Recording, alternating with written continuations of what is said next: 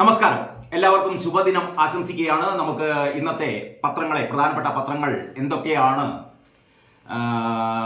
വാർത്തകളാണ് കൊടുത്തിട്ടുള്ളത്, എങ്ങനെയൊക്കെയാണ് കൊടുത്തിട്ടുള്ളത് എന്ന് പരിശോധിക്കാം. ആദ്യമായി മലയാള മനോരമയിലേക്ക് കടക്കുന്നു. മലയാള മനോരമയുടെ ഒന്നാമത്തെ പേജാണിത്. പ്രധാന തലക്കെട്ട് മതി രഹസ്യം എന്നുള്ളതാണ്. പതിവ് പോലെ തന്നെ മലയാള മനോരമ അതിന്റെ തലക്കെട്ടിലെ പ്രൊഫഷണലിസം വളരെ ആകർഷകമായി മതി രഹസ്യം അതിലെല്ലാം ഉണ്ട്. പ്രസരിപ്പുള്ള ഈ തലക്കെട്ടിൽ മതി രഹസ്യം എന്ന് പറയുന്നത് cinema justice Hema committee report പുറത്തുവിടുന്നു എന്നുള്ളതാണ്. ഈ മതി രഹസ്യം എന്നുള്ളതിന്റെ ഡെക്കായിട്ട് കൊടുത്തിരിക്കുന്നത്. പുറത്തുവിടാൻ വിവരാവകാശ കമ്മീഷൻ ഉത്തരവ്, വിലക്കുള്ളവ ഒഴികെ ഒന്നും മറച്ചു വെക്കരുത് എന്നാണ്. ഇത്രയും കാലം നീണ്ട വർഷങ്ങളായി മലയാള സിനിമാ രംഗത്തെ, ചലച്ചിത്ര രംഗത്തെ തോന്നിവാസങ്ങളെ കുറിച്ച്, അവിടെ നടന്ന അതിക്രമങ്ങളെക്കുറിച്ച്, അവിടുത്തെ ഒട്ടും സുഖകരമല്ലാത്ത അന്തർനാടകങ്ങളെക്കുറിച്ച്, അവിടുത്തെ ക്രൂരതകളെക്കുറിച്ച് ഒക്കെ പഠിച്ച് സർക്കാരിന് സമർപ്പിച്ച ഹേമ കമ്മിറ്റി സമർപ്പിച്ച റിപ്പോർട്ട് ഇതുവരെ വർഷങ്ങളായിട്ടും പുറത്തുവിട്ടിട്ടില്ല. അത് പുറത്തുവിടണമെന്നാണ് വിവരാവകാശ കമ്മീഷൻ സർക്കാരിനോട് ആവശ്യപ്പെട്ടിരിക്കുന്നത്. ഇനിയിപ്പോൾ സർക്കാരിന് മുന്നിൽ വേറെ വഴിയില്ല എന്നാണ് തോന്നുന്നത്. അത് പുറത്തുവിട്ടേ മതിയാവും. പ്രത്യേകിച്ച് തീയതിയൊക്കെ പറഞ്ഞിട്ടുണ്ട്, ഈ മാസം അവസാനത്തിനുള്ളിൽ അത് പുറത്തുവിടണം. എന്താണ് മനോരമ കൊടുത്തിട്ടുള്ളത് നോക്കാം.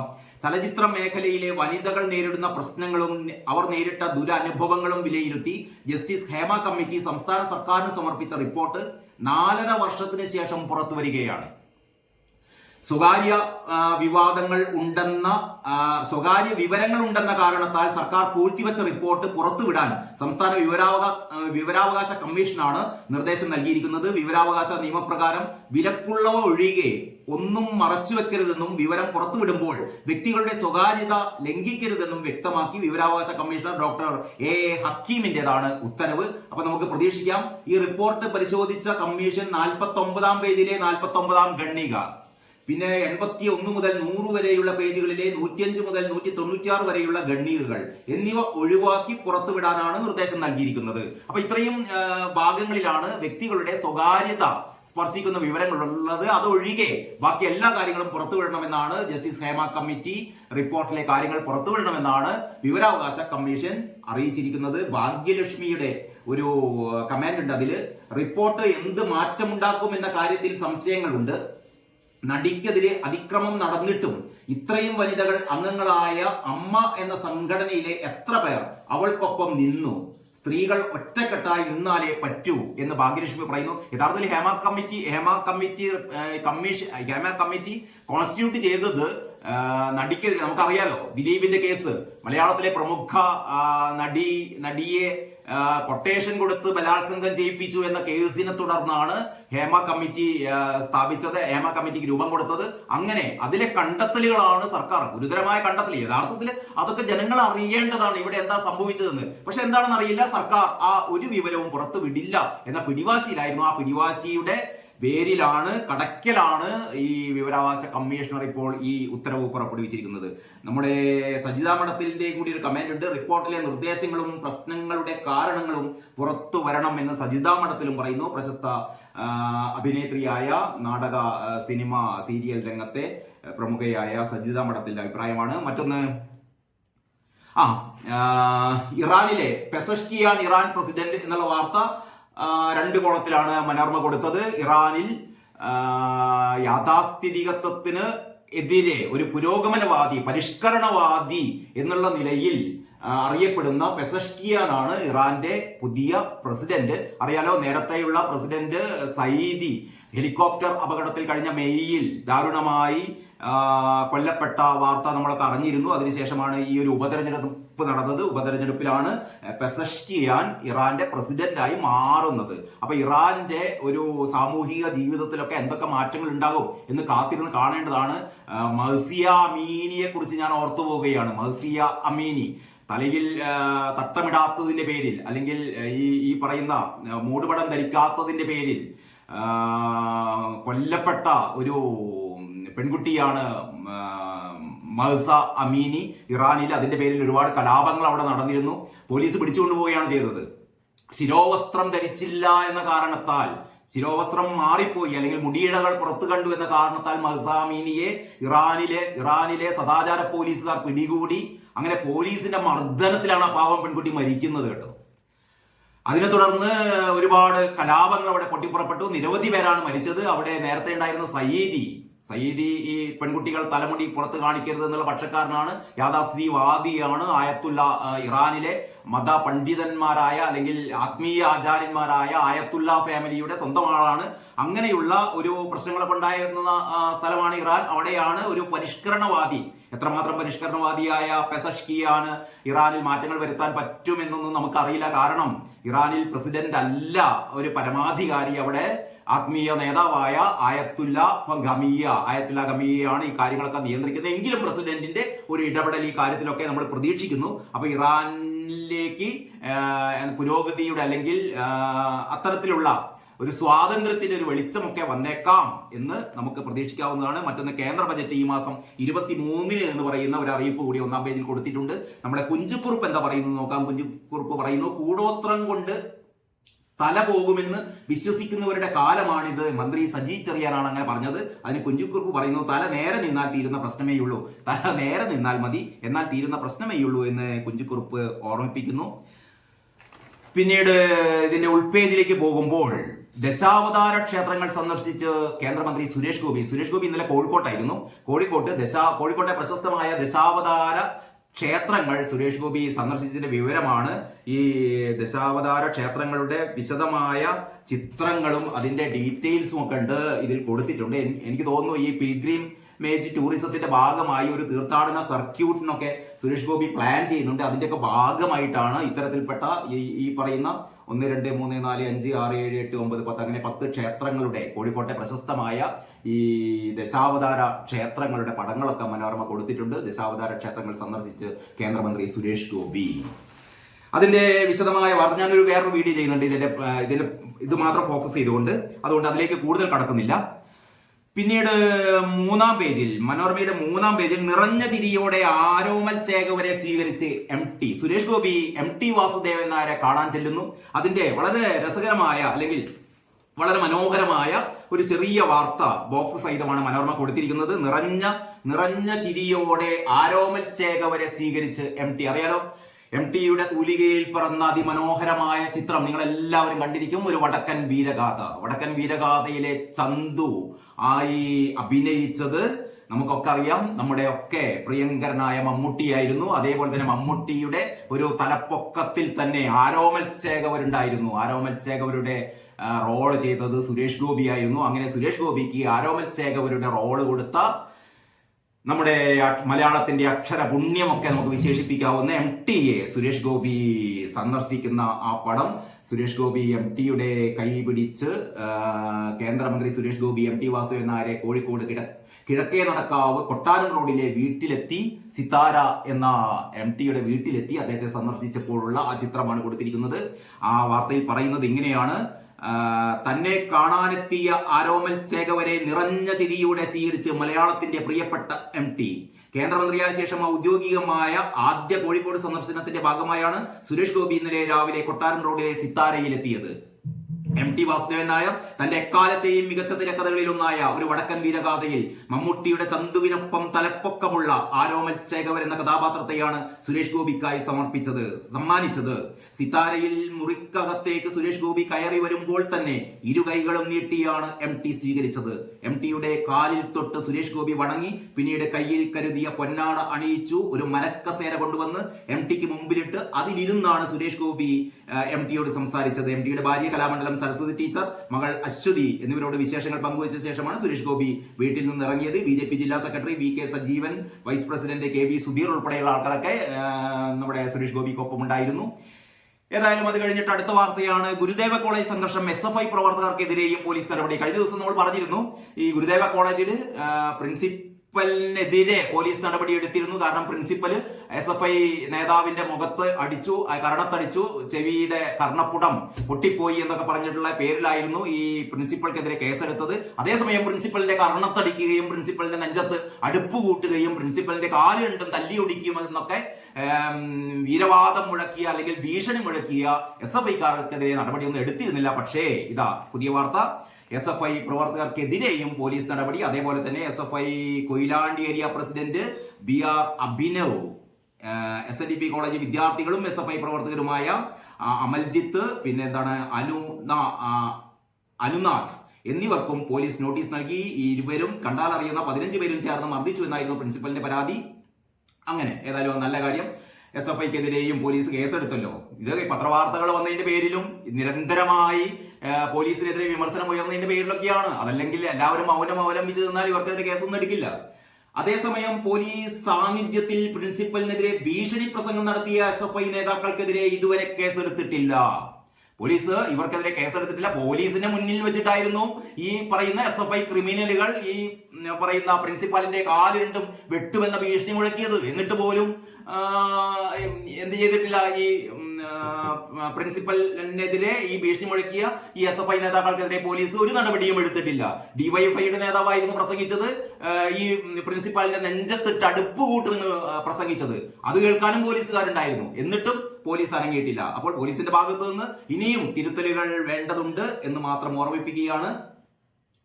ഹെൽപ്പ് ഡെസ്ക് തുടങ്ങണമെന്ന SFIയുടെ ആവശ്യവുമായി ബന്ധപ്പെട്ട തർക്കമായിരുന്നു സംഘർഷത്തിൽ കലാശിച്ചത്. നിങ്ങൾക്കൊക്കെ അറിയാലോ, ഗുരുദേവ കോളേജിലെ ഈ സംഘർഷത്തിനൊക്കെ കാരണം എന്ന് പറയുന്നത് അവിടെ ഹെൽപ്പ് ഡെസ്ക് വിദ്യാർത്ഥികൾ പ്രവേശനവുമായി എത്തുമ്പോൾ അവരെ സഹായിക്കാൻ വേണ്ടിയിട്ടാണ് ഈ പറയുന്ന SFIക്കാർ ഹെൽപ്പ് ഡെസ്ക് ഉണ്ടാക്കിയത്. കഴിഞ്ഞ TV ചർച്ചയിലെ SFI നേതാവിനോട് ചോദിക്കുന്നുണ്ട്, ഈ പറയുന്ന എന്ത് ഹെൽപ്പാണ് നിങ്ങൾ ഈ പ്രവേശനവുമായി ബന്ധപ്പെട്ട വിദ്യാർത്ഥികൾക്കും രക്ഷിതാക്കളും നൽകുന്നത്? ഇവർക്ക് ഇതിനെപ്പറ്റി ഒരു കാര്യം ഈ നേതാക്കന്മാർക്ക് അറിയില്ല. പ്രവേശനവുമായി ബന്ധപ്പെട്ട കോഴ്സിനെ കുറിച്ചോ കോഴ്സിന്റെ രീതികളെ കുറിച്ചോ ഒന്നും ഇവർക്ക് അറിയില്ല. ഇവരുടെ ആകെ ഉദ്ദേശം എന്താണ്? വരുന്ന വിദ്യാർത്ഥികളുടെ മുഴുവനും പേര് എഴുതി വെക്കുക, അവരുടെ ഫോൺ നമ്പർ എഴുതി വെക്കുക എന്ന് പറഞ്ഞാൽ SFIയിലേക്ക് ആളെ കൂട്ടാനുള്ള ഇവരുടെ ഒരു പരിപാടിയാണ് ഈ ഹെൽപ്പ് ഡെസ്ക് എന്നുള്ള പേരിൽ അവതരിപ്പിക്കുന്നത്. ഇതാണ് കൊയിലാണ്ടി കോളേജിലെ പ്രിൻസിപ്പൾ. ഒരു കോളേജിലെ പ്രിൻസിപ്പൾ ഇത് അനുവദിക്കാൻ പാടില്ല. കാരണം SFIക്കാർക്ക് ഈ മെമ്പർഷിപ്പ് കൂട്ടാനുള്ള ഒരു അവസരമല്ലല്ലോ ഈ പറയുന്ന പ്രവേശന ദിവസം എന്ന് പറയുന്നത്. അപ്പോൾ ഇത് കണ്ണിൽ പൊടിയിടാൻ വേണ്ടി നമ്മുടെ പൊതിച്ചോറ് പോലെ ഈ ആശുപത്രിയിൽ ചികിത്സാ സംവിധാനങ്ങളൊന്നും ഇല്ല എന്ന് പറയുമ്പോൾ നമ്മുടെ ചിന്താചരവും പറഞ്ഞത് ഞങ്ങൾ അവിടെ പൊതിച്ചോറ് കൊടുക്കുന്നുണ്ടല്ലോ എന്നാണല്ലോ. അപ്പൊ പൊതിച്ചോറ് കൊടുത്താൽ ഇവിടുത്തെ ആശുപത്രികളിലെ ചികിത്സ അപര്യാപ്തതകളും ആശുപത്രിയിലെ മരുന്ന് ക്ഷാമവും ഒക്കെ തീരുമെന്ന് വാദിക്കുന്ന ചിന്താ ജെറോമിനെ പോലുള്ള ഈ അഭിനവ പുതിയ തലമുറയാണ് ഇത്തരത്തിലുള്ള ഹെൽപ്പ് ഡെസ്കുകൾ കോളേജുകളിൽ സംഘടിപ്പിക്കുന്നത്. അത് വേണ്ട, അത് പാടില്ല എന്ന് നമ്മുടെ കൊയിലാണ്ടി കോളേജ് പ്രിൻസിപ്പൽ പറഞ്ഞപ്പോഴാണ് അദ്ദേഹത്തിന് അടിയേറ്റത്. ഞാൻ ജസ്റ്റ് ഒന്ന് ഓർമ്മിപ്പിച്ചു എന്ന് മാത്രമേ ഉള്ളൂ. മറ്റൊന്ന്, അമീബിക് മസ്തിഷ്ക ജ്വരം, കുട്ടിയുടെ നില തൃപ്തികരം. ഏതായാലും ആ കുട്ടി രക്ഷപ്പെടട്ടെ എന്ന് നമുക്ക് പ്രാർത്ഥിക്കാം. പിന്നീട് നമ്മുടെ മനോരമ പറയുന്നു. മനോരമയുടെ ഉള്ളിലെ പേജുകളിലേക്ക് പോകാം. മനോരമക്ക് ഇന്ന് എഡിറ്റോറിയൽ, ഞായറാഴ്ച ആയതുകൊണ്ട് എഡിറ്റോറിയൽ ഇല്ല. അടുത്ത ഊഴം CPIക്ക്. ഇതാണ് മനോരമയുടെ ഉൾപേജിലെ ഏറ്റവും പ്രധാനപ്പെട്ട ഒരു ഹെഡിങ്. അടുത്ത ഊഴം CPIക്ക് എന്ന് പറഞ്ഞാൽ CPMന്റെ സംസ്ഥാന കമ്മിറ്റിയൊക്കെ ചേർന്ന് കഴിഞ്ഞു. ഇനി ചേരാൻ പോകുന്നത് CPI സംസ്ഥാനതല തിരഞ്ഞെടുപ്പ് അവലോകനം നാളെ തുടങ്ങുകയാണ്. നമുക്കറിയാം, കഴിഞ്ഞ ദിവസങ്ങളിലൊക്കെ CPIയുടെ ജില്ലാ കൗൺസിലുകൾ ഒരറ്റത്ത് നിന്ന് കാസർഗോഡ് മുതൽ തിരുവനന്തപുരം വരെയുള്ള ജില്ലാ കൗൺസിലുകൾ മുഴുവനും ഈ തിരഞ്ഞെടുപ്പിൽ ഇടതുപക്ഷത്തിനേറ്റ തിരിച്ചടിക്ക് കാരണം ഇവിടുത്തെ ജനങ്ങളുമായുള്ള സമ്പർക്കം കുറഞ്ഞതാണ്. മുഖ്യമന്ത്രി പിണറായി വിജയൻ മാറണമെന്ന് വരെ പല CPIയുടെ ജില്ലാ കൗൺസിലുകൾ അഭിപ്രായപ്പെട്ടതാണ്. ജില്ലാ കൗൺസിലുകൾ CPI നേരത്തെ തന്നെ നമ്മുടെ ഈ നവകേരള യാത്ര തുടങ്ങിയ കാലം മുതൽക്ക് തന്നെ, അല്ലെങ്കിൽ കേരളീയം ഈ പറയുന്ന കലാ ആഭാസം തുടങ്ങിയ കാലത്ത് തന്നെ CPIക്കാർ ഇതിനൊക്കെ എതിരെ മുന്നറിയിപ്പ് നൽകിയിരുന്നു. ഇതൊന്നുമല്ല വേണ്ടത്, ഇതൊന്നും ശരിയല്ല എന്ന് CPIക്കാർ പറഞ്ഞിരുന്നു. പക്ഷെ CPIക്കാർ പറയുന്നതൊക്കെ ആര് കേൾക്കാൻ? അപ്പോൾ ഏതായാലും CPIയുടെ സംസ്ഥാനതല തിരഞ്ഞെടുപ്പ് അവലോകനം നാളെ തുടങ്ങുകയാണ്. സംസ്ഥാനതല തിരഞ്ഞെടുപ്പ് അവലോകനത്തിലേക്ക് CPI നാളെ കടക്കും. വൻ തോൽവിയെ തുടർന്ന് പാർട്ടിയുടെ ജില്ലാ കൗൺസിലുകളിൽ CPMനും സർക്കാരിനുമെതിരെ ഉയർന്ന വിമർശനം സംസ്ഥാന നേതൃയോഗങ്ങളും ഏറ്റുപിടിക്കാനാണ് സാധ്യത. നാളെ നിർവാഹക സമിതിയും 2 ദിവസം കൗൺസിലും നടക്കും. LDFിനെ ജനങ്ങൾ തിരസ്കരിച്ച തെരഞ്ഞെടുപ്പാണ് നടന്നത് എന്ന വികാരമാണ് ജില്ലാ കൗൺസിലുകളിൽ ഉയർന്നത്. പ്രധാന കാരണങ്ങൾ സർക്കാരിന്റെ പ്രവർത്തന ദൗർബല്യങ്ങളും മുഖ്യമന്ത്രിക്കെതിരെയുള്ള ജനവികാരവുമാണെന്നായിരുന്നു അഭിപ്രായം. ഗോവിന്ദ അംഗീകരിക്കില്ല, മാഷെ അംഗീകരിക്കേണ്ട. പിന്നെന്താണ്, റിവ്യൂ റിപ്പോർട്ട് 14 ജില്ലകളിൽ നിന്നും നേതൃത്വത്തിൽ ലഭിച്ചിട്ടുണ്ട്. ഇതോടെ CPM മുഖ്യമന്ത്രി വിമർശനങ്ങൾ സംസ്ഥാനതല റിപ്പോർട്ടിലും ഉണ്ടാകുമെന്ന് ഉറപ്പായി. CPM ജില്ലാ കമ്മിറ്റികളിൽ തന്നെ ഉയർന്ന രൂക്ഷ വിമർശനങ്ങൾ CPMന്റെ ജില്ലാ കമ്മിറ്റികളിൽ തന്നെ ഉയർന്ന രൂക്ഷ വിമർശനങ്ങൾ CPIക്ക് ആവേശം കൂട്ടും. ചർച്ചകളുടെ അടിസ്ഥാനത്തിൽ പാർട്ടി കമ്മിറ്റിയുടെ ഔദ്യോഗിക നിലപാട് CPI LDF നേതൃത്വത്തെ അറിയിക്കും. അങ്ങനെ LDF നേതൃത്വത്തെ CPI അവരുടെ നിലപാട് അറിയിക്കും. അതിന്റെ ഇടക്ക് ഈ ചർച്ചകളിൽ വീണ്ടും കോൺഗ്രസ് സഖ്യം, ഇതിൽ നിന്ന് ഏറ്റവും പ്രധാനപ്പെട്ട നമ്മൾ ശ്രദ്ധിക്കേണ്ടതായ ഒരു വാർത്ത ബോക്സിൽ കൊടുത്തിട്ടുണ്ട്. ചർച്ചയിൽ വീണ്ടും കോൺഗ്രസ് സഖ്യം, അതായത് CPI ഇടതുപക്ഷ മുന്നണി വിടാൻ ആലോചിക്കുന്നു എന്ന രീതിയിലുള്ള വാർത്ത വന്നിരുന്നു.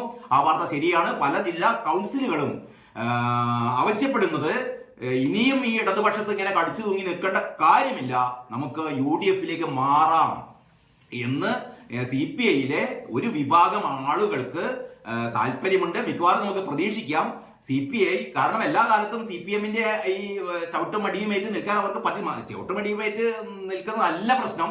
ഈ CPM നടത്തിക്കൊണ്ടിരിക്കുന്ന എല്ലാവിധ മനുഷ്യത്വ വിരുദ്ധ പ്രവർത്തനങ്ങളും നികൃഷ്ട പ്രവർത്തനങ്ങളും അധമ പ്രവർത്തനങ്ങളുടെയും ഒക്കെ പാപഭാരം CPIയുടെയും ചുമലിലാണ്. CPI എന്ന് പറയുന്നത് CPIക്ക് അങ്ങനെ ആ രീതിയിൽ മുന്നോട്ട് പോകാൻ പറ്റില്ല. അതുകൊണ്ടാണ് തീർച്ചയായും ഇങ്ങനെ ഒരു വികാരം അണികളിലും നേതാക്കളിലൊക്കെ ഉണ്ടായത്. ആ വാർത്ത പറയുന്നത് ഇങ്ങനെയാണ്: CPM തിരുത്തലിന് തയ്യാറായില്ല എങ്കിൽ കോൺഗ്രസുമായി സഹകരിക്കുന്നത് ആലോചിക്കണമെന്ന ചില ജില്ലാ കൗൺസിലുകളുടെ ആവശ്യം സംസ്ഥാന നേതൃയോഗത്തിൽ ഉയരുമോ എന്നതിൽ ആകാംക്ഷ. മലപ്പുറം, ഇടുക്കി ജില്ലാ നേതൃയോഗങ്ങളിൽ പഴയ കോൺഗ്രസ് സഖ്യത്തിന്റെ നല്ല ഓർമ്മകൾ ചിലർ പങ്കുവച്ചിരുന്നു. പണ്ട് UDFുമായി സഹകരിച്ചിരുന്ന കാലത്ത്, UDFിലെ ഘടകകക്ഷി ആയിരുന്ന കാലത്തുണ്ടായിരുന്ന നല്ല ഓർമ്മകൾ ആരൊക്കെയാണ് പങ്കുവച്ചത്? മലപ്പുറം, ഇടുക്കി ജില്ലാ നേതൃയോഗങ്ങളിൽ പഴയ കോൺഗ്രസ് സഖ്യത്തിന്റെ നല്ല ഓർമ്മകൾ ചിലർ പങ്കുവച്ചിരുന്നു. മറ്റിടങ്ങളിൽ കോൺഗ്രസുമായി സഹകരിക്കുമ്പോൾ കേരളത്തിൽ മാത്രം എന്താണ് തടസ്സം എന്നായിരുന്നു ഉയർന്ന ചോദ്യം. ന്യായമായ ചോദ്യമാണ്. അതായത് CPI മറ്റിടങ്ങളിൽ, രാജ്യത്തിന്റെ മറ്റിടങ്ങളിലൊക്കെ കോൺഗ്രസുമായി ചേർന്ന് ഇന്ത്യ മുന്നണിയിലെ ഭാഗമാണ് CPI. പിന്നെ ഇവിടെ എന്തുകൊണ്ട് അവർക്ക് കോൺഗ്രസുമായി സഹകരിച്ചുകൂടാ? ന്യായമായ ചോദ്യമാണ്. ഈ ന്യായമായ ചോദ്യത്തിന് ഉത്തരം CPIയുടെ നേതൃത്വത്തിന് മറുപടി പറയേണ്ടി വരും. എനിക്ക് തോന്നുന്നത് സമീപ ഭാവിയിൽ തന്നെ. കാരണം പൂതൽ പിടിച്ച് CPM പൂതൽ പിടിച്ചു എന്ന് പറയുന്നത് കേന്ദ്ര കമ്മിറ്റി അംഗമായ നമ്മുടെ വിജയരാഘവനാണ് പറയുന്നത്. പാർട്ടി പൂതൽ പിടിച്ചു പോയി, പൂതൽ പിടിച്ച പാർട്ടിയാണ്.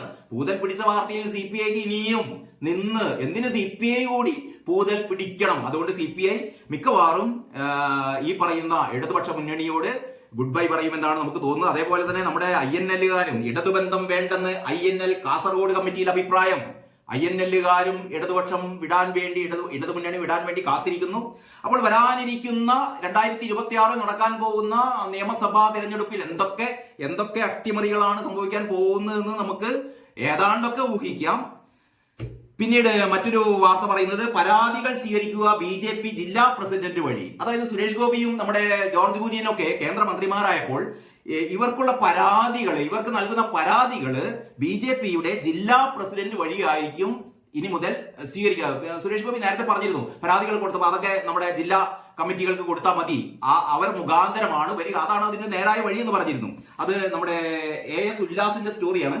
കേന്ദ്രമന്ത്രിമാരുടെ പ്രവർത്തനം പാർട്ടി വളർച്ചയ്ക്ക് കൂടി ഉതകുന്ന രീതിയിൽ കൊണ്ടുവരുന്നതിന് BJPയിൽ നടപടി. സാധാരണ ജനങ്ങളുമായി ബന്ധപ്പെട്ട് കേന്ദ്രമന്ത്രിക്ക് നൽകുന്ന പരാതികൾ സ്വീകരിക്കുന്നത് BJP ജില്ലാ പ്രസിഡന്റ് വഴിയായിരിക്കും ഇനി മുതൽ.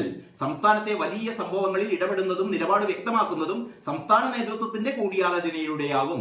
സംസ്ഥാനത്തിനായി കേന്ദ്ര പദ്ധതികൾ കൊണ്ടുവരുന്നതും BJP സംസ്ഥാന നേതൃത്വത്തിന്റെ കൂടി തീരുമാനം പരിഗണിച്ചാവും. അപ്പൊ കേന്ദ്രമന്ത്രിമാർക്ക് അവരുടേതായ കാര്യങ്ങൾ അവരുടെ വ്യക്തിപരമായ രീതിയിൽ അല്ല ഇനി മുതൽ അവതരിപ്പിക്കുക. അത് പാർട്ടിയുടെ കൂടി ഒരു തീരുമാനം എന്നുള്ള രീതിയിൽ, പാർട്ടിയുടെ കൂടി ഇടപെടലിലൂടെ ആയിരിക്കും. അത് തീർച്ചയായും അത് വേണ്ടത് തന്നെയാണ്. കാരണം എന്ന് പറഞ്ഞാൽ പാർട്ടിയുടെ പ്രതിനിധി ആയിട്ടാണല്ലോ സുരേഷ് ഗോപിയും ജോർജ് കുര്യനും ഒക്കെ തിരഞ്ഞെടുക്കപ്പെടുന്നത്. അതുകൊണ്ട് തന്നെ അവർക്കുള്ള പരാതികൾ, അവർ നടത്താൻ പോകുന്ന പദ്ധതികളൊക്കെ BJPയുടെ നേതൃത്വവുമായി കൂടി സഹകരിച്ചുകൊണ്ടുള്ളതായിരിക്കും എന്നാണ് അവരുടെ ഒരു തീരുമാനം. നല്ല തീരുമാനം എന്നേ പറയാനുള്ളൂ. കേരളത്തിൽ BJPക്ക് ജയസാധ്യതയുള്ള കൂടുതൽ മുഖങ്ങളില്ലെന്നതാണ് പ്രശ്നം. അതായത് BJP അടുത്ത 2026 ഒരുങ്ങുകയാണ്, ഇപ്പോഴേ ഒരുക്കം തുടങ്ങി. അതിൽ പറയുകയാണ് കേരളത്തിൽ BJPക്ക് ജയസാധ്യതയുള്ള കൂടുതൽ മുഖങ്ങളില്ലെന്നതാണ് പ്രശ്നം. BJP നേരിടുന്ന ഒരു പ്രധാന പ്രശ്നം അതാണ്. 140 മണ്ഡലങ്ങളിലും അവർക്ക് ജനങ്ങളുമായി സമ്പർക്കമുള്ള അല്ലെങ്കിൽ ജനങ്ങളുടെ പ്രിയങ്കരെന്ന് തോന്നുന്ന സ്ഥാനാർത്ഥികൾ BJPക്ക് വേണ്ടത്രയില്ല. അതുകൊണ്ട് അവർ ചെയ്യാൻ പോകുന്നത് ഇത് പരിഹരിക്കാൻ 30 സീറ്റുകളിലെങ്കിലും ജയസാധ്യതയുള്ള മുഖങ്ങളെ തേടുകയാണ് BJP. സുരേഷ് ഗോപിയെ പോലെ ജയസാധ്യതയുള്ള ശരിക്കും പാർട്ടി പ്രവർത്തകരല്ല, പാർട്ടി നേതാക്കന്മാരല്ലാത്ത പുറമെയുള്ള വിവിധ മേഖലകളിൽ സിനിമാ താരങ്ങളായും അല്ലെങ്കിൽ സാഹിത്യകാരന്മാരായും സാംസ്കാരിക നേതാക്കളായും സാമൂഹിക പ്രവർത്തകരുമായും ഒക്കെ എന്താ പറയാ മികവ് തെളിയിച്ചവരെ കൂടി പാർട്ടിയിലേക്ക് ഉൾപ്പെടുത്തുകയും അവരെ ഒരു 30 സീറ്റിലെങ്കിലും അടുത്ത പ്രാവശ്യം മത്സരിപ്പിക്കാനാണ് BJPയുടെ തീരുമാനം. നല്ല തീരുമാനം എന്ന് പറയുന്നു. പിന്നെ കണ്ണൂർ സർവകലാശാല തിരഞ്ഞെടുപ്പ് മുഴുവൻ സീറ്റും SFIക്ക് വളരെ സന്തോഷകരമായ ഒരു വാർത്തയാണ്. കണ്ണൂർ സർവകലാശാല യൂണിയൻ തെരഞ്ഞെടുപ്പിൽ മുഴുവൻ സീറ്റും SFI നേടി എന്ന് പറയുന്ന വാർത്തയുണ്ട്. സർവകലാശാല വിദ്യാർത്ഥി യൂണിയൻ തെരഞ്ഞെടുപ്പിൽ മുഴുവൻ സീറ്റുകളും SFIക്ക് ജയം. തുടർച്ചയായി 25-ാം വർഷമാണ് SFI ഇവിടെ ജയിക്കുന്നത്. 5 ജനറൽ സീറ്റുകളും 3 ജില്ലാ എക്സിക്യൂട്ടീവ് സ്ഥാനങ്ങളും SFI നേടി എന്ന് പറയുന്നു. ഇനി നമുക്ക് അടുത്ത വാർത്തയിലേക്ക് പോകാം. ഉള്ളിലെ വാർത്ത. ഇന്ത്യൻ വംശജ സ്റ്റാമർ മന്ത്രിസഭ വനിതകളുടെ എണ്ണം റെക്കോർഡ് 11 പേർ ഇന്ത്യൻ വംശജരാണ് തുടങ്ങിയ വാർത്തകളാണ് ഉള്ളിലുള്ളത്. ഇറാൻ പ്രസിഡന്റായി പെസഷ്കിയാന്റെ വിജയം മുന്നിൽ ദുഷ്കരപാത. ഞാൻ നേരത്തെ പറഞ്ഞു, ഇറാൻ പ്രസിഡന്റായി പെസഷ്കിയാന്റെ വിജയം മുന്നിൽ ദുഷ്കരപാതയാണ്. കാരണം എന്താണ് ദുഷ്കരപാതക്ക് കാരണം? മേയിൽ പ്രസിഡന്റ് ഇബ്രാഹിം റയീസി ഹെലികോപ്റ്റർ അപകടത്തിൽ മരിച്ചതിനെ തുടർന്നാണ് ഇടക്കാല തെരഞ്ഞെടുപ്പ് വേണ്ടി വന്നത്. ജൂൺ 28-ന് നടന്ന ആദ്യ വോട്ടെടുപ്പിൽ 40% പോളിംഗ് എന്നൊക്കെ പറയുന്നു. അത് കഴിഞ്ഞിട്ട് പറയുന്നു ഇബ്രാഹിം റയീസിയുടെ നയങ്ങൾ പുതിയ പ്രസിഡന്റ് പിന്തുടരുമെന്ന് ആയത്തുല്ല ഫാമിലിയിലെ നേതാവാണ്, അല്ലെങ്കിൽ നേതൃസ്ഥാനത്ത് ഇപ്പോഴുള്ള ആളാണ് ആയത്തുല്ല ഖമനയി പ്രതീക്ഷ പ്രകടിപ്പിച്ചു. സയ്യിദിന്റെ നടപടികളൊക്കെ തന്നെ ഈ പറയുന്ന പെഷസ്കിയാനും തുടരുമെന്നാണ് ആയത്തുല്ല ഖമനിയുടെ പ്രതീക്ഷ. അതേസമയത്ത് എന്താ പറയാ, അണ്വായുധ പദ്ധതികളുമായി ഇറാൻ ദ്രുതഗതിയിൽ മുന്നോട്ട് പോകുന്നതാണ് പാശ്ചാത്യ ശക്തികൾക്കുള്ള മുഖ്യ ആശങ്ക. അതിലെന്തായിരിക്കും നിലപാടെന്ന് നമുക്ക് അറിയാനിരിക്കുന്നേയുള്ളൂ. ഗാസ യുദ്ധം മൂലം ഇറാൻ ഇസ്രായേൽ സംഘർഷം മൂർച്ഛിച്ചിരിക്കുകയാണ്. ആ സാഹചര്യത്തിലാണ് തിരഞ്ഞെടുപ്പ് നടന്നത്. ഇറാൻ പിന്തുണയ്ക്കുന്ന കിഴക്കൻ ലബനനിലെ ഹിസ്ബുല്ലയുമായി ഇസ്രായേൽ പൂർണ്ണ യുദ്ധത്തിലേക്ക് നീങ്ങുന്നത് മേഖലയിലെ സ്ഥിതിഗതി ഗുരുതരമാകുന്നു. ആ സാഹചര്യത്തിലൊക്കെ ഈ പുതിയ ഇറാൻ പ്രസിഡന്റിന്റെ നിലപാട് അതിനിർണായകമാണ്. അപ്പോൾ ഈ ആയത്തുള്ള ഫാമിലി പ്രതീക്ഷിക്കുന്നത് പോലെ റയീസിയുടെ നിലപാടുകൾ തന്നെയാണോ, നയങ്ങൾ തന്നെയാണോ പുതിയ പ്രസിഡന്റും അനുവർത്തിക്കുക, അതോ പുരോഗമനപരമായ കാര്യങ്ങളിലേക്ക് കടക്കുമോ എന്ന് നമുക്ക് കാത്തിരുന്ന് കാണാം. ഏതായാലും രാഹുൽ ഗാന്ധിയുടെ ഒരു പ്രഖ്യാപനമുണ്ട്, അതുകൂടി പറയാം. രാഹുൽ ഗാന്ധി എന്താണ് പറയുന്നത്? രാഹുൽ ഗാന്ധിയുടെ പ്രഖ്യാപനം BJPയെ അയോധ്യയിൽ വീഴ്ത്തി ഇനി ഗുജറാത്ത് എന്നാണ് രാഹുൽ ഗാന്ധി പറയുന്നത്. 2027 ഗുജറാത്തിൽ കോൺഗ്രസ് സർക്കാർ, 2027 എന്താ പറയാ നിയമസഭാ തെരഞ്ഞെടുപ്പ് ഗുജറാത്തിൽ നടക്കുന്നത്. അവിടെ BJPയെ പരാജയപ്പെടുത്തി കോൺഗ്രസ് അധികാരത്തിൽ വരുമെന്നാണ് രാഹുൽ ഗാന്ധി പ്രതീക്ഷ പ്രകടിപ്പിക്കുന്നത്. നല്ല പ്രതീക്ഷയാണ്. ഇനി നമുക്ക് ദേശാഭിമാനിയിലേക്ക് കടക്കാം. ദേശാഭിമാനി ആഘോഷിക്കുകയാണ്. നുണക്കോട്ടകൾ തകർന്നു എന്ന് പറഞ്ഞാൽ കണ്ണൂർ സർവകലാശാലയിൽ SFI വിജയം നേടി. അതോടുകൂടി ദേശാഭിമാനി പറയുകയാണ് SFIക്കെതിരെ ഉയർന്ന എല്ലാ നുണക്കോട്ടകളും എന്തൊക്കെയാണ്? SFIക്കാരാണ് നമുക്കറിയാം. പൂക്കോട്ട് വെറ്റിനറി കോളേജിൽ സിദ്ധാർത്ഥ് എന്ന പാവം പയ്യന്റെ കൊലക്ക് കാരണക്കാരായത് SFI സഖാക്കളാണെന്ന് അറിയാം. പക്ഷേ അത് നുണക്കോട്ടകളാണ്. അതുകൊണ്ടാണല്ലോ അവിടെ കണ്ണൂർ സർവകലാശാലയിൽ SFI ജയിച്ചത് എന്നാണ് ദേശാഭിമാനി പറയുന്നത്. അതേപോലെ തന്നെ ഈ ഗുരുദേവ കോളേജിലെ നമ്മുടെ കൊയിലാണ്ടി കോളേജിലെ പ്രിൻസിപ്പലിന്റെ മുഖത്തടിച്ചത്, കാലുവെട്ടുമെന്ന് പറഞ്ഞത്, നെഞ്ചിൽ അടുപ്പ് കൂട്ടുമെന്ന് പറഞ്ഞത് എല്ലാം നുണക്കോട്ടകളാണെന്ന് തെളിഞ്ഞിരിക്കുന്നു. എങ്ങനെ തെളിഞ്ഞിരിക്കുന്നു? കാരണം കണ്ണൂർ സർവകലാശാല SFI നേടിയിരിക്കുന്നു. നല്ല വിശദീകരണമാണ്. എല്ലാ ഭാവുകങ്ങളും SFIക്ക് ഇങ്ങനെ തന്നെ തുടരട്ടെ എന്ന് മാത്രമേ പറയാനുള്ളൂ. അതും പൊളിഞ്ഞു. എന്താണ് അപ്പൊ പൊളിഞ്ഞത്? കാര്യവട്ടം ക്യാമ്പസിൽ ഇടിമുറിയില്ലെന്ന് അന്വേഷണ റിപ്പോർട്ട്. കാര്യവട്ടം കോളേജിലെ ഒരു KSU നേതാവിനെ, സഞ്ജോസ് എന്ന് പറയുന്ന KSU നേതാവിനെ ഇടിമുറിയിൽ കൊണ്ടുപോയി 121 നമ്പർ ഇടിമുറിയിൽ കൊണ്ടുപോയി ഇടിച്ചിട്ടു. ആകെ പഞ്ഞിക്കിട്ടു എന്നൊക്കെ നമ്മൾ വാർത്ത കണ്ടത് മാത്രമല്ല ആ സംഭവം നേരിട്ട് ആ പരിക്കുകളൊക്കെ നമ്മൾ കണ്ടതാണ്. അപ്പോൾ KSU നേതാവിനെ ആരും മുറിയിലേക്ക് വിളിച്ചു കൊണ്ടുപോയിട്ടില്ല, ഇടിച്ചിട്ടില്ല എന്നൊക്കെയാണ് ദേശാഭിമാനി പറയുന്നത്. എന്താ പറയാ, സർവകലാശാല അന്വേഷണ കമ്മീഷൻ റിപ്പോർട്ട്, സർവകലാശാല ഒരു അന്വേഷണ കമ്മീഷനെ വെച്ചിരുന്നു. ആ അന്വേഷണ കമ്മീഷന്റെ റിപ്പോർട്ടാണ്. അങ്ങനെയൊന്നും സംഭവിച്ചിട്ടില്ല. ഏതായാലും ദേശാഭിമാനിയുടെ കണ്ടെത്തലാണ്. പിന്നെ ദേശാഭിമാനിയുടെ മെയിൻ സ്റ്റോറി നീറ്റിൽ ആശങ്ക തീരുന്നില്ല, കൗൺസിലിംഗ് മാറ്റി എന്നുള്ളതാണ്. നീറ്റിൽ ആശങ്ക തീരുന്നില്ല, കൗൺസിലിംഗ് മാറ്റി. 13 ലക്ഷത്തിലേറെ വിദ്യാർത്ഥികൾ പെരുവഴിയിൽ. കേന്ദ്ര ബജറ്റ് 23 എന്ന് പറയുന്ന വാർത്തയുണ്ട്. പനി കൂടുന്നു, ഒറ്റ ദിവസം ചികിത്സ തേടിയത് 11,050 പേർ. പനി കൂടുന്നു എന്ന് പറയുന്ന വാർത്ത കൂടി ദേശാഭിമാനി കൊടുത്തിട്ടുണ്ട്. നല്ലത് തന്നെ. സവാള തക്കാളി വില കുതിക്കുന്നു. കേരളത്തിലല്ല കേട്ടോ, അത് ദേശീയ പ്രാധാന്യമുള്ള ന്യൂഡൽഹിയിലെ വാർത്തയാണ്. രാജ്യത്ത് സവാള, ഉരുളക്കിഴങ്ങ്, തക്കാളി വില കുതിച്ചു ഉയർന്നു. മോദിയുടെ തകരാറാണ്, അതല്ലാതെ നമ്മുടെ സംസ്ഥാനത്തെ തകരാറല്ല. സംസ്ഥാനത്ത് സവാള തക്കാളിക്കൊന്നും വില കൂടിയിട്ടില്ല. പിന്നെ ഇറാനിൽ പരിഷ്കരണവാദി പ്രസിഡന്റ്, അങ്ങനെയാണ്, ഇറാനിൽ പരിഷ്കരണവാദി പ്രസിഡന്റ് എന്നാണ് നമ്മുടെ പെഷസ്കിയാന്റെ വിജയത്തെക്കുറിച്ച് ദേശാഭിമാനിയുടെ തലക്കെട്ട്. മസൂദ് പെസഷ്കിയൻ വിജയിച്ചത് 54% വോട്ടോടെ. ജയിച്ചത് പുരോഗമനവാദികളുടെ ഇച്ഛാശക്തി എന്ന് പറയുന്ന 7-ാം പേജില് അതിന്റെ ഒരു ആർട്ടിക്കിൾ കൂടിയുണ്ട്. പ്രിൻസിപ്പലിന്റെ മർദ്ദനം, വീണ്ടും പ്രിൻസിപ്പലിന്റെ മർദ്ദനം, വിദ്യാർത്ഥിക്ക് കേൾവി നഷ്ടമായി, വിടുന്നില്ല. പ്രിൻസിപ്പള് വിദ്യാർത്ഥിയുടെ ചെവി അടിച്ചു പൊട്ടിച്ചതിന്റെ ഒരു ഫോളോ അപ്പ് വാർത്തയാണ്. വിദ്യാർത്ഥിക്ക് കേൾവി നഷ്ടമായി, ചുവപ്പിൽ വെളുത്ത അക്ഷരങ്ങളിൽ പ്രിൻസിപ്പലിന്റെ മർദ്ദനം, കറുപ്പിൽ വെളുത്ത അക്ഷരങ്ങളിൽ. അതിൽ പറയുന്നത്, കൊയിലാണ്ടി ഗുരുദേവ കോളേജ് പ്രിൻസിപ്പലിന്റെ മർദ്ദനമേറ്റ വിദ്യാർത്ഥി PR അഭിനവിന്റെ കേൾവി നഷ്ടപ്പെട്ടതായി ഡോക്ടർമാർ പറയുന്നു. ശക്തമായ അടിയേറ്റാണ് ഇടത് ചെവിയുടെ കർണപടം പൊട്ടിയത്. എത്ര ദിവസമായി പറയുന്നു അറിയോ? കർണപടം പൊട്ടി പൊട്ടി പൊട്ടി പൊട്ടി പൊട്ടി. ആ വിദ്യാർത്ഥി പ്രിൻസിപ്പലിന്റെ മുഖത്തടിച്ചത് ദേശാഭിമാനിക്കൊരു വാർത്തയേ അല്ല, കാരണം അത് നുണയാണ്. പക്ഷേ ഈ വിദ്യാർത്ഥി ഈ പറയുന്ന പ്രിൻസിപ്പലിനെ അടിച്ചു എന്നുള്ള കാര്യത്തിന്റെ ഒരു തെളിവുമില്ല. അത്തരം ഒരു CCTV ഫുട്ടേജ് നമുക്ക് കിട്ടിയിട്ടില്ല. അതേസമയം ഈ വിദ്യാർത്ഥികൾ ഈ പറയുന്ന പ്രിൻസിപ്പളിനെ കയ്യേറ്റം ചെയ്യുന്നതിന്റെ ദൃശ്യങ്ങൾ ലഭിച്ചിട്ടുണ്ട്. നമ്മള് മുന്നിൽ കണ്ട ദൃശ്യങ്ങളൊന്നും ദേശാഭിമാനി വിശ്വസിക്കുന്നില്ല. അതേ സമയത്ത് ഒരു ദൃശ്യവും കാണാത്ത ഈ പ്രിൻസിപ്പള് വിദ്യാർത്ഥിയുടെ കരണത്തടിച്ചു, ചെവിക്കല്ല് പൊട്ടിച്ചു എന്നുള്ള വാർത്തയാണ് ദേശാഭിമാനി ശരി സത്യം എന്ന് പറയുന്നത്. എന്തായാലും സത്യത്തെ നമുക്ക് മൂടിവെക്കാൻ പറ്റില്ല. വരും ദിവസങ്ങളിൽ എന്തൊക്കെയാണ് സംഭവിക്കുന്നതെന്ന് നമുക്ക് നോക്കാം. പിന്നീട് ദേശാഭിമാനിയുടെ ഉൾപേജിലേക്ക് കടന്നു കഴിഞ്ഞാൽ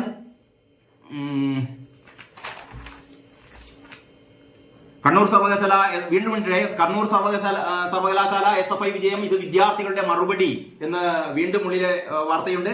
പിന്നെ കാര്യവട്ടത്ത് പൊളിഞ്ഞത് ആസൂത്രിത തിരക്കഥ. കാര്യവട്ടം ക്യാമ്പസിൽ SFI മഹാപാതകം ചെയ്തെന്ന വിധത്തിൽ പ്രതിപക്ഷവും ഒരു വിഭാഗം മാധ്യമങ്ങളും കൊട്ടിഘോഷിച്ച സംഭവ പരമ്പരകൾ മുൻകൂട്ടി തയ്യാറാക്കിയ തിരക്കഥയാണെന്ന് തെളിഞ്ഞു. കോൺഗ്രസ് നേതൃത്വം അറിഞ്ഞ് MLA അടക്കമുള്ളവർ ചേർന്നാണ് തിരക്കഥ തയ്യാറാക്കിയത്. അവിടെ വിൻസെന്റ് MLA-യും നമ്മുടെ ചാണ്ടി ഉമ്മൻ MLA-യും ഒക്കെ ഈ സംഭവത്തിൽ അവിടെ വന്നിരുന്നു.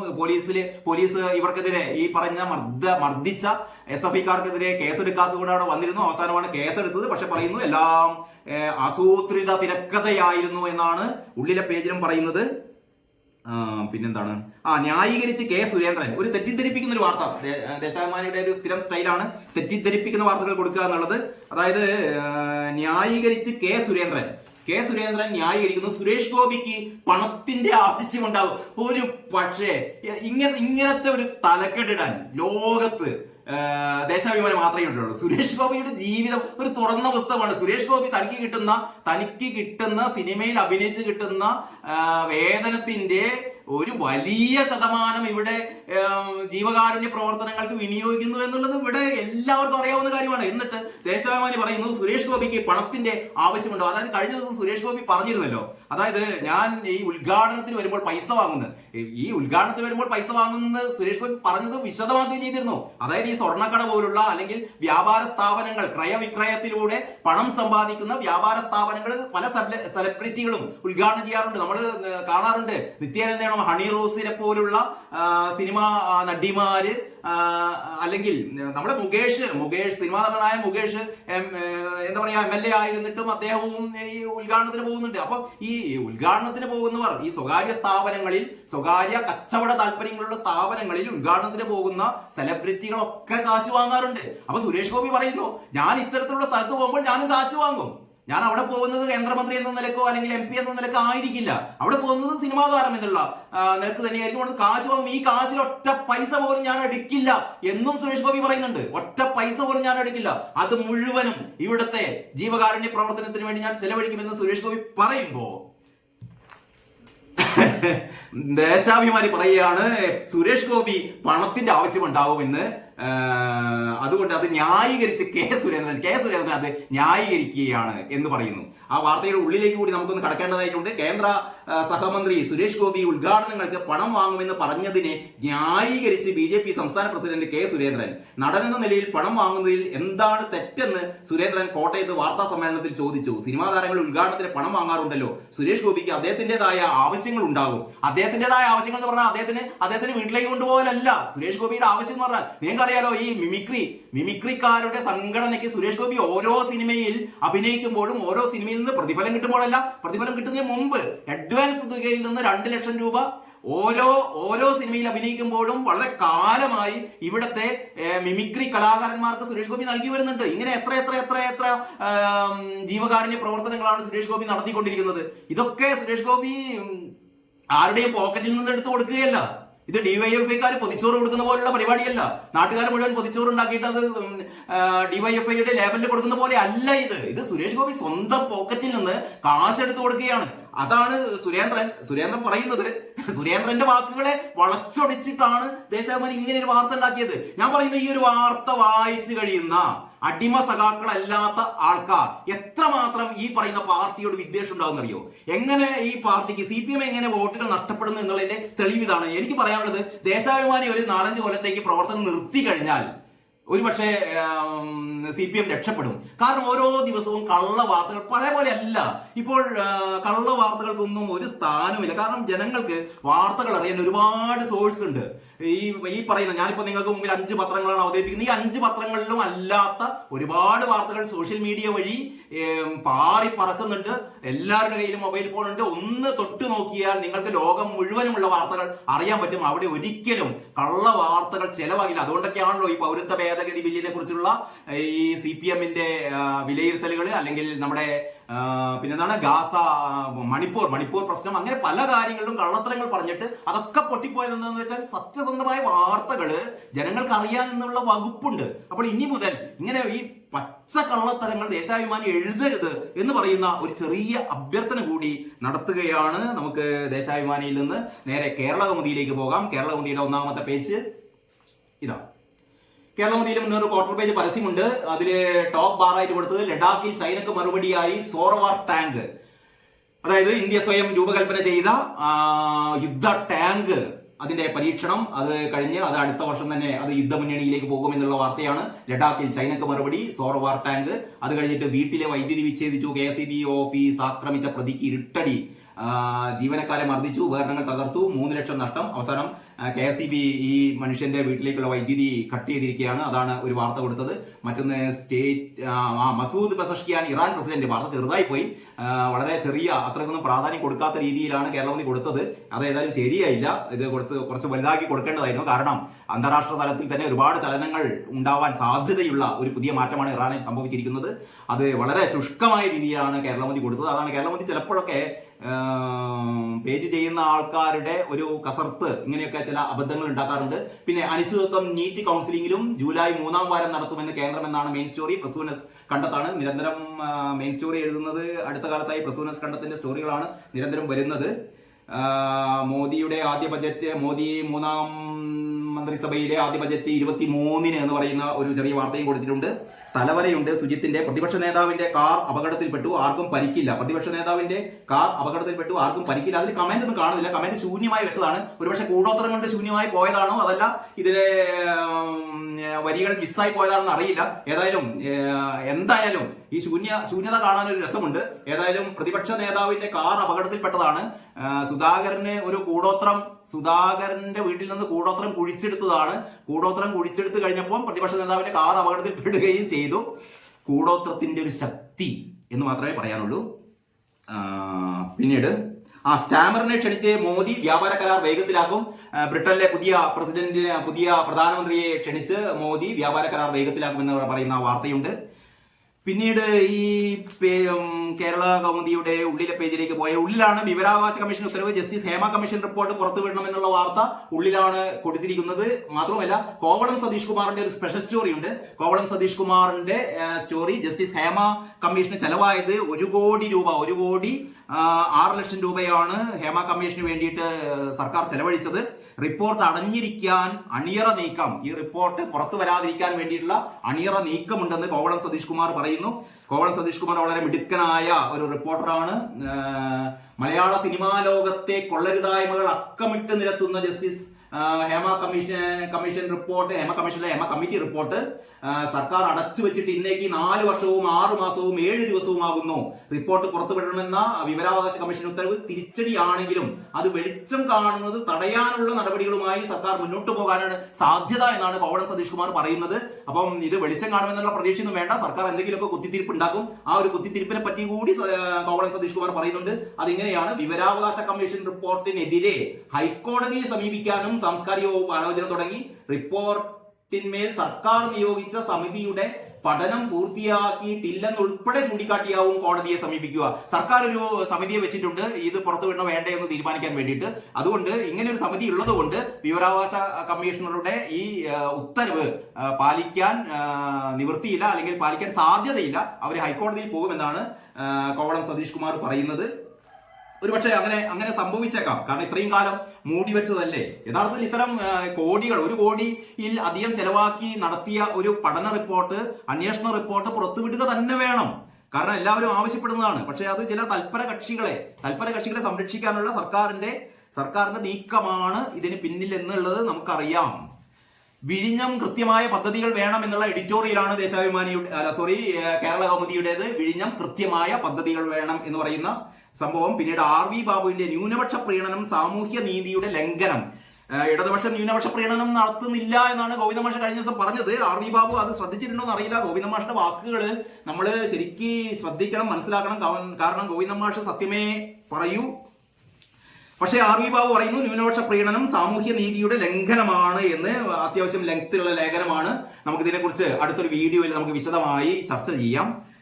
ഉള്ളില് കാപ്പ പ്രതി CPM-ൽ ന്യായീകരിച്ച് നേതൃത്വം. ഇത് കഴിഞ്ഞ ദിവസം കാര്യമായിട്ട് പറയാതെ പോയ ഒരു വാർത്തയാണ്. കാപ്പ പ്രതി CPM-ൽ ന്യായീകരിച്ച് നേതൃത്വം. എവിടെയാണെന്നറിയോ? നമ്മുടെ പത്തനംതിട്ടയില് ആരോഗ്യമന്ത്രി വീണ ജോർജിന്റെ മണ്ഡലത്തിൽ വീണ ജോർജിനെ സാക്ഷി നിർത്തിക്കൊണ്ട് കേരളത്തിലെ കൊടുംകുറ്റവാളിയായ കാപ്പ ചുമത്തിയ, നിങ്ങൾക്കറിയാലോ കാപ്പ എന്ന് പറയുന്നത് സാമൂഹ്യ വിരുദ്ധ നിയമമാണ്. ഇതൊരു സാധാരണ രാഷ്ട്രീയ പാർട്ടി നേതാക്കന്മാർക്കെതിരെ ഒരുപാട് രാഷ്ട്രീയപരമായ കേസുകൾ ഉണ്ടാവും. ധർണ നടത്തിയതിനും സമരങ്ങൾ നടത്തിയതിനും അവിടെ കേടുപാടുകൾ നടത്തിയത്, അല്ലെങ്കിൽ കല്ലെറിഞ്ഞതിന്, ബസ് തകർത്തതിന്, പൊതുമുതൽ നശിപ്പിച്ചതിനൊക്കെ രാഷ്ട്രീയ നേതാക്കന്മാർക്കെതിരെയൊക്കെ കേസുകൾ ഉണ്ടാവും. പക്ഷേ കാപ്പ എന്ന് പറയുമ്പോൾ കാപ്പ ചുമത്തിയ ഒരു പ്രതിയാണ്. നേരത്തെ ഇയാള് BJP-കാരനായിരുന്നു. BJP-യുടെ വലിയ നേതാവൊന്നുമല്ല, യുവമോർച്ചയില് സഹകരിച്ച ആളാണ് ഈ പറയുന്ന കാപ്പ പ്രതി. ഈ കാപ്പ പ്രതി ജയിലിൽ നിന്ന് പുറത്തു വന്ന ഉടനെ തന്നെ അദ്ദേഹം CPM-ൽ ചേരുന്നു. കാരണം CPM തെറ്റിദ്ധരുത്തിക്കൊണ്ടിരിക്കുകയാണല്ലോ. നിങ്ങൾ മനസ്സിലാക്കേണ്ട ഒരു കാര്യം, ഈ കണ്ണൂർ ജില്ലാ കമ്മിറ്റിയിൽ നിന്ന് മനു തോമസ് പുറത്തു പോകുന്നു. മനു തോമസ് പുറത്തു പോകുമ്പോൾ CPM-കാർക്ക് ഒരു തരത്തിലുള്ള വിഷമവുമില്ല. മനു തോമസിനെ പോലുള്ള തിരുത്തൽവാദികൾ പാർട്ടിയിൽ നിന്ന് പുറത്തു പോകുന്നു. അതേസമയം പാർട്ടിയിലേക്ക് കടന്നു വരുന്നത് ഗുണ്ടാ നേതാക്കൾ. കാരണം പാർട്ടിക്ക് ഇപ്പൊ തിരിച്ചറിവുണ്ടായിരിക്കുന്നു. എന്താ തിരിച്ചറിവ്? പാർട്ടിയിൽ ഗുണ്ടകൾ വരണം. പാർട്ടിയില് അതായത് BJP ഇപ്പൊ അടുത്ത കാലത്ത് ജനങ്ങളുമായി അടുത്ത് ബന്ധമുള്ള ആളുകളെ, അതേപോലെ തന്നെ സാംസ്കാരിക രംഗത്തെ പ്രഗത്ഭരെ, ശ്രീധരനെ പോലുള്ള ടെക്നോളജിയിൽ ഉന്നത നിലവാരം പുലർത്തുന്നവർ, അങ്ങനെ ജനശ്രദ്ധയിലുള്ള ആളുകളൊക്കെയാണ് BJP പാർട്ടിയിലേക്ക് കൊണ്ടുവരുന്നത്. കോൺഗ്രസ് പിന്നെ അങ്ങനെ പാർട്ടിയിലേക്ക് ആരെയും പ്രത്യേകിച്ച് അങ്ങനെ കൊണ്ടുവരുന്നില്ല. കോൺഗ്രസിൽ നിന്ന് ഒഴുകി പോവുകയാണല്ലോ. അതേസമയത്ത് CPM ഇപ്പോൾ ശ്രദ്ധ കേന്ദ്രീകരിച്ചിരിക്കുന്നത് ഗുണ്ടാ തലവന്മാരെ, ഗുണ്ടാ നേതാക്കളെ, ഗുണ്ടാ പടയെ, ക്രിമിനലുകളെ പാർട്ടിയിലേക്ക് കൊണ്ടുവരാനാണ്. ഇതിന് ജയ് വിളിക്കുന്ന ആരാണെന്ന് അറിയും? നമ്മുടെ ആരോഗ്യമന്ത്രി സഖാവ് വീണ ജോർജ് ജയ് വിളിക്കുന്നു. കഴിഞ്ഞ ദിവസം TV-യിലൊക്കെ നമ്മൾ ഈ കാര്യങ്ങൾ കണ്ടു. അവിടെ CPM-ന്റെ ജില്ലാ സെക്രട്ടറി MK വിശ്വംഭരനാണ് മാല ചാർത്തി കൊടുക്കുന്നത്. 13 കേസുകൾ. എന്തൊക്കെ കേസുകൾ? സ്ത്രീ പീഡനം ഉൾപ്പെടെയുള്ള അതിഗുരുതരമായ കാപ്പ കേസുകൾ ചുമത്തപ്പെട്ട ഒരു കൊടും ക്രിമിനലിനെ CPM-ന്റെ ജില്ലാ സെക്രട്ടറി രക്തഹാരം അണിയിച്ചുകൊണ്ട് വരികയാണ്. എന്നിട്ട് പറയാണ് ഇയാള് പാർട്ടിയിലേക്ക് വരുന്നതോട് കൂടിയിട്ട് ഇയാള് ആകെ മാറിപ്പോയി. ഇനി മുതൽ ഗോവിന്ദസ്വാമി പുറത്തു വന്നാൽ ഇതേപോലെ തന്നെ സ്വീകരിക്കാം. അങ്ങനെ എല്ലാ ക്രിമിനലുകളും ഇവിടെ ജയിലിൽ നിന്ന് പുറത്തു വരുമ്പോൾ CPM-കാര് രക്തഹാരവുമായി മുന്നിൽ നിൽക്കും, അവരെ മാലയിട്ട് സ്വീകരിക്കും, വീണ ജോർജ് മുദ്രാവാക്യം എടുക്കും. നാണമില്ലേ ഗോവിന്ദ മാഷെ? ഇവർക്കൊക്കെ ഈ രണ്ടു പേർക്കെതിരെ നടപടി എടുക്കണം. അതാണ് നിങ്ങളെ തെറ്റുതിരുത്തൽ. വീണ ജോർജിനെ പുറത്താക്കണം. ഈ പറയുന്ന ജില്ലാ സെക്രട്ടറി ഉണ്ടല്ലോ, പാർട്ടിക്ക് നാണക്കേടാണ്. ഈ പറയുന്ന ഗുണ്ടകൾക്ക്, ഈ പറയുന്ന ക്രിമിനലുകൾക്ക് പാർട്ടിയിലേക്ക് സ്വാഗതം നൽകുക എന്നുള്ളത്. ഇതിന് ന്യായീകരണ തൊഴിലാളികൾക്ക് ഒരുപാടുണ്ടാവും. കഴിഞ്ഞ ദിവസം അനിൽകുമാറൊക്കെ വന്നിരുന്നിട്ട് ന്യായീകരിക്കുന്നത് കേട്ടു. കാരണം ഇതൊക്കെ പാർട്ടിയുടെ അസറ്റാണ്, ഇങ്ങനെ വരുന്ന ആൾക്കാരൊക്കെ. പാർട്ടിയിൽ നിന്ന് ആളുകൾ പറഞ്ഞു പണ്ട് OK വാസുമാഷൊക്കെ BJP-യിൽ നിന്ന് CPM-ലേക്ക് വന്നിരുന്നു. അതൊക്കെ രാഷ്ട്രീയപരമായ ചില നിലപാടുകളായിരുന്നു. അതിനെയൊന്നും ആരും കുറ്റം പറയുന്നില്ല. അതേസമയത്ത് ഈ കൊടും ക്രിമിനലുകളെ പാർട്ടിയിലേക്ക് കൊണ്ടുവരിക എന്ന് പറയുന്നത് തനി അധമ പ്രവർത്തനമാണ്. അതിനേക്കാൾ വലിയ വാക്ക് പ്രയോഗിക്കാനില്ല. നമുക്ക് അടുത്ത പത്രത്തിലേക്ക് കടക്കാം. കാരണം ഈ CPM-നെ വല്ലാണ്ട് കുറ്റപ്പെടുത്തുന്നു എന്റെ സുഹൃത്തുക്കൾ പറയുന്നു. CPM-നെ കുറ്റപ്പെടുത്തുകയല്ല, CPM ചെയ്തു കൂട്ടുന്ന ഇത്തരത്തിലുള്ള തോന്നിവാസങ്ങളെ കുറിച്ച് പറയുക മാത്രമാണ് ചെയ്യുന്നത്. ഇത്തരം തോന്നിവാസങ്ങളെ നമ്മൾ പറയുമ്പോൾ കുറെ കൂടി ശക്തി കൂടും, വികാരം വരും. ഇതൊക്കെ ശരി തന്നെയാണ്. കാരണം CPM-നെ സ്നേഹിക്കുന്നവർക്ക്, CPM ഇവിടെ നിലനിൽക്കണമെന്ന് ആഗ്രഹിക്കുന്നവർക്ക് ഇങ്ങനെയൊക്കെ തന്നെ പറയാനേ പറ്റുകയുള്ളൂ. അതല്ലാതെ CPM-നെ കൊണ്ട്, പാർട്ടിയെ കൊണ്ട് നേട്ടങ്ങൾ ഉണ്ടാക്കണം, പാർട്ടിയെ കൊണ്ട് കുടുംബം പുലരണം, പാർട്ടിയെ കൊണ്ട് എന്താ പറയാ കള്ളക്കടത്ത് നടത്തണം, പാർട്ടിയെ ഉപയോഗിച്ചിട്ട് പണം ഉണ്ടാക്കണം എന്നൊക്കെ പറയുന്ന ആൾക്കാർക്ക് ഇതൊക്കെ കേൾക്കുമ്പോൾ ഭയങ്കര കലിപ്പിളകും. പക്ഷെ പാർട്ടിയെ സ്നേഹിക്കുന്നവർക്ക് ഇതൊക്കെ കാണുമ്പോൾ രക്തം തിളയ്ക്കും. കാരണം ഇതല്ല ഞങ്ങളുടെ പാർട്ടി. ഞങ്ങൾ വിശ്വസിച്ചിരുന്ന CPM എന്ന് പറയുന്നത് ഇതല്ല. ഇതാണ് ഇവിടുത്തെ ഭൂരിപക്ഷം വരുന്ന സഖാക്കളുടെ മനസ്സിലുള്ള കാര്യം എന്ന് എനിക്കറിയാം. പക്ഷെ ആരും പുറത്തു പറയില്ല. കാരണം പുറത്തു പറഞ്ഞു കഴിഞ്ഞാൽ ഇന്നോവ വരും, 51 വെട്ടും. അങ്ങനെ അതൊക്കെ പേടിച്ചിട്ട് ആരും ഇത് പുറത്തു പറയാറില്ല. മാതൃഭൂമിയുടെ മെയിൻ സ്റ്റോറി, ഇന്നത്തെ പത്രങ്ങളിൽ വെച്ചിട്ട് ഏറ്റവും നല്ല മെയിൻ സ്റ്റോറി കൊടുത്തത് മാതൃഭൂമിയാണ്. മാതൃഭൂമിയുടെ മെയിൻ സ്റ്റോറിയാണ് വരുന്നു 3-ാം പാളം. നമ്മുടെ ഏറ്റവും പ്രതീക്ഷയുള്ള ഒരു കാര്യമാണ്. 3-മതൊരു റെയിൽ പാളം കൂടി വരുന്നു. നമുക്കറിയാം ഈ രണ്ട് പാളങ്ങളിലൂടെ ഓടിക്കാവുന്ന വണ്ടികളുടെ എണ്ണത്തിനൊരു ലിമിറ്റ് ഉണ്ട്. ഇനിയും കൂടുതൽ ട്രെയിനുകൾ വേണം എന്ന് പറഞ്ഞാൽ ഈ പാളത്തിന്റെ മുകളിലൂടെ ഓവർടേക്ക് ചെയ്ത് പോകാൻ ട്രെയിനുകൾക്ക് പറ്റില്ലല്ലോ. അപ്പോൾ കൂടുതൽ ട്രെയിനുകൾ വരണമെങ്കിൽ തീർച്ചയായും 3-മതൊരു പാളം കൂടി വേണം. അങ്ങനെ വരുന്നു 3-ാം പാളം എന്നാണ് തൃശ്ശൂരിൽ നിന്ന് ദീപാദാസിന്റെ റിപ്പോർട്ടാണ്. 99 കിലോമീറ്റർ നീളത്തിലാണ് വരുന്നത്. അതെങ്ങനെയൊക്കെയെന്ന് വെച്ചാൽ എറണാകുളം ഷൊർണൂർ കോയമ്പത്തൂർ, ഷൊർണൂർ മംഗളൂരു, ഇങ്ങനെ 3 മേഖലകളിലാണ് റെയിൽപാതം. 3-മത്തെ റെയിൽപാത വരുന്നത്. സംസ്ഥാനത്ത് 3-ാം പാതയ്ക്ക് സർവേ ആരംഭിച്ച റെയിൽവേ തിരുവനന്തപുരം ഡിവിഷനിലെ എറണാകുളം ഷൊർണൂർ, പാലക്കാട് ഡിവിഷനിലെ ഷൊർണൂർ കോയമ്പത്തൂർ, ഷൊർണൂർ മംഗളൂരു മേഖലകളിലാണ് 3-ാം പാതയ്ക്ക് സാധ്യത തെളിയുന്നത്. 3 മേഖലകളിലെയും ഏരിയൽ സർവേ ഏതാണ്ട് പൂർത്തിയായി കഴിഞ്ഞു. ആ രീതിയിലാണ് വാർത്ത വരുന്നത് എന്ന് പറഞ്ഞാൽ, മറ്റൊന്ന് ഏറ്റവും പ്രത്യേകത, ഈ 3-മത്തെ പാത എന്ന് പറയുന്നത് സമാന്തര പാതയായിരിക്കില്ല എന്നുള്ളത് കൂടിയാണ് ഒരു പ്രത്യേകത. അതായത് നിലവിലുള്ള 2 പാതകളുടെ സമീപത്ത് കൂടി അതിന് സമാന്തരമായി പോകുന്ന 3-മതൊരു പാതയല്ല. 3-ാം പാത വേറിട്ട് തന്നെയുള്ള ഒരു പാതയായിരിക്കും പലയിടത്തും എന്നുള്ളതാണ് ഈ വാർത്തയിൽ പറയുന്നത്. പിന്നെ പെസഷ്കിയാൻ ഇറാൻ പ്രസിഡന്റ് എന്ന് പറയുന്ന വാർത്ത ഈ 2 കോളത്തിൽ ഇങ്ങനെ കൊടുത്തിട്ടുണ്ട്. ജമ്മു കാശ്മീരിൽ ഏറ്റുമുട്ടൽ, 2 സൈനികർക്ക് വീരമൃത്യു, ഊട്ടിയിലെ കുതിരപ്പന്തയത്തിന് പൂട്ട് എന്നുള്ള ഒരു സ്പെഷ്യൽ സ്റ്റോറി ഉണ്ട്. ഹേമ കമ്മീഷൻ റിപ്പോർട്ട് ഉടൻ ഇറങ്ങും എന്ന് പറയുന്ന റിപ്പോർട്ടാണ് ഒരു സെക്കൻഡ് മെയിൻ ആയിട്ട് കൊടുത്തത്. പാനൂർ സ്ഫോടനത്തിൽ 2 പ്രതികൾക്ക് കൂടി ജാമ്യം. പോലീസ് ഇടപെട്ടുകൊണ്ട് അതായത് കുറ്റപത്രം 90 ദിവസത്തിനുള്ളിൽ സമർപ്പിക്കാതെ പ്രതികളെ രക്ഷപ്പെടുത്താൻ വേണ്ടി ശ്രമിച്ചതിന്റെ ഭാഗമായിട്ട് കഴിഞ്ഞ ദിവസം 3 പേർക്ക് ജാമ്യം കൊടുത്തിരുന്നു. ഇപ്പൊ 2 പേർക്ക് കൂടി ജാമ്യം. നല്ലത് തന്നെ. കേന്ദ്ര ബഡ്ജറ്റ് 23 എന്ന് പറയുന്ന ചെറിയൊരു വാർത്തയുണ്ട്. പിന്നെ ഈ ഹേമ കമ്മീഷൻ റിപ്പോർട്ടിൽ സർക്കാരിന് തിരിച്ചടി എന്ന് പ്രത്യേകിച്ച് ഒരു ബോക്സ് കൂടി കൊടുത്തുവിട്ടിട്ടുണ്ട്. അതിൽ പറയുന്നത് വ്യക്തിഗത വിവരങ്ങൾ ഉള്ളതിനാൽ റിപ്പോർട്ട് പുറത്തുവിടാനാകില്ലെന്ന നിലപാട് തുടക്കം മുതൽ സർക്കാർ സ്വീകരിച്ചത്. ഈ നിലപാട് തള്ളുന്നതാണ് കമ്മീഷന്റെ വിധി. പ്രമുഖ നായികമാർ മുതൽ സിനിമയുടെ വിവിധ മേഖലകളിൽ പ്രവർത്തിക്കുന്ന സ്ത്രീകൾ വരെ തങ്ങൾ നേരിട്ട ദുരിതങ്ങൾ കമ്മീഷന് മുമ്പിൽ വിവരിച്ചിരുന്നു. സിനിമാ മേഖലയിലെ പല പ്രമുഖരെ കുറിച്ചുള്ള പരാമർശങ്ങളും റിപ്പോർട്ടിൽ ഉൾപ്പെട്ടിട്ടുണ്ടെന്നാണ് സൂചന. അതായത് സിനിമാ രംഗത്ത് നമ്മളൊക്കെ ആരാധിക്കുന്ന പല പ്രമുഖരും അവരുടെ തനി നിറം പുറത്തു വരുന്നതായിരിക്കും ഹേമ കമ്മിറ്റി റിപ്പോർട്ട്. അതുകൊണ്ടാണ് അത് പുറത്തുവിടാതിരുന്നത്. പിന്നെ കാകദൃഷ്ടി ഗോപികൃഷ്ണന്റെ കാകദൃഷ്ടി പറയുന്നു, കൂടോത്രം കൊണ്ട് കാര്യമില്ല, അതിന് പകരം പാർട്ടിക്ക് വേണ്ടത് പാർട്ടിക്ക് വേണ്ടി പണിയെടുത്താൽ ഗുണം കിട്ടും. യൂത്ത് കോൺഗ്രസ് നേതാവ് അബിൻ വർക്കിയുടെ പ്രസ്താവനയാണ്, അബിൻ വർക്കിയുടെ പ്രസംഗമാണ്, അതിന് ഉള്ള കമന്റ് ആണ്. അപ്പോൾ കൂടോത്രക്കാരൻ കപ്പലിൽ തന്നെ എന്നുള്ളത് ഏതാണ്ട് തെളിഞ്ഞു. കാരണം അബിൻ വർക്കി തന്നെ പറയുന്നു, യൂത്ത് കോൺഗ്രസ് നേതാവ് പറയുന്നു, കൂടോത്രം കൊണ്ടൊന്നും കാര്യമില്ല മക്കളെ, പണിയെടുക്കണം, പാർട്ടി നന്നാവാൻ പാർട്ടിക്കുള്ളിൽ നിന്ന് പണിയെടുത്താൽ. ആ പണി എന്ന് പറയാൻ മലയാളത്തിൽ പണിക്ക് രണ്ടർത്ഥമുണ്ട്. പണി കൊടുക്കുക എന്നുള്ള ഒരർത്ഥം കൂടിയുണ്ട്. ആ പണിയല്ല ഉദ്ദേശിച്ചത്, പാർട്ടിക്ക് വേണ്ടിയിട്ട് നല്ല രീതിയിൽ പണിയെടുത്താലേ പാർട്ടി വളരൂ, അല്ലാതെ കൂടോത്രം കൊണ്ട് ഒരാളെ നശിപ്പിച്ചിട്ടുണ്ടെന്നും പാർട്ടി വളരില്ല. ഏതായാലും യൂത്ത് കോൺഗ്രസിന്റെ നിലപാട് സ്വാഗതാർഹമാണ്. പിന്നീട് ഉള്ളിലെ പേജിലെ വാർത്തയാണ്, വിദ്വേഷ പ്രസംഗം കേസെടുക്കാത്തത് അന്യായമെന്ന് പ്രിൻസിപ്പൽ. SFI നേതാവിനെ Koyilandy Kollam Gurudeva college of advance studies principal മർദ്ദിച്ചുവെന്നാരോപിച്ച് കോളേജിലേക്ക് SFI നടത്തിയ മാർച്ചിൽ വിദ്വേഷ പ്രസംഗം നടത്തിയ SFI DYFI നേതാക്കളുടെ പേരിൽ പോലീസ് സ്വമേധയാ കേസെടുക്കാത്തത് അന്യായവും പ്രതിഷേധാർഹവുമാണെന്ന് പ്രിൻസിപ്പൽ ഡോക്ടർ സുനിൽ ഭാസ്കർ. അതായത് പ്രിൻസിപ്പലിന്റെ കാലുകൾ വെട്ടിമാറ്റുമെന്ന രൂപത്തിൽ SFI ഏരിയ സെക്രട്ടറിയും വേണ്ടിവന്നാൽ പ്രിൻസിപ്പലിന്റെ നെഞ്ചത്തടുപ്പ് കൂട്ടി കത്തിക്കുമെന്ന് DYFI ജില്ലാ സെക്രട്ടേറിയറ്റ് മെമ്പറുമാണ് പ്രസംഗങ്ങളിലൂടെ ഭീഷണി മുഴക്കിയത്. ഉന്നത പോലീസ് ഉദ്യോഗസ്ഥരടക്കം 50ഓളം പോലീസുകാർ നോക്കി നിൽക്കെയാണ് പ്രകോപനപരമായ ഈ പ്രസംഗങ്ങൾ ഉണ്ടായത് എന്ന് പ്രിൻസിപ്പൽ സുനിൽ ഭാസ്കർ പറയുന്നു. ഇവർക്കെതിരെ കേസെടുക്കേണ്ടതാണ് എന്ന് പ്രിൻസിപ്പൽ പറയുകയാണ്. നമുക്കറിയാം പിണറായിയുടെ പോലീസ് ഇവർക്കെതിരെ കേസെടുക്കുമോ? കാത്തിരുന്ന് കാണാം. അപ്പോൾ മാതൃഭൂമിയുടെ ഉള്ളിലെ പേജിലെ വാർത്തകൾ അങ്ങനെയൊക്കെയാണ്. മാതൃഭൂമിയുടെ മുഖപ്രസംഗം ഇന്ന് പിൻവാങ്ങലല്ല പരിഹാരം എന്നാണ്. അതായത് മെഡിസപ്പ് പദ്ധതിയിൽ നിന്ന് സർക്കാർ പിൻവാങ്ങാൻ പോകുന്നു എന്നുള്ള വാർത്ത മാതൃഭൂമി തന്നെ കൊടുത്തിരുന്നു. അപ്പം മാതൃഭൂമി പറയുന്നു പിൻവാങ്ങലല്ല പരിഹാരം എന്ന് പറയുന്നു.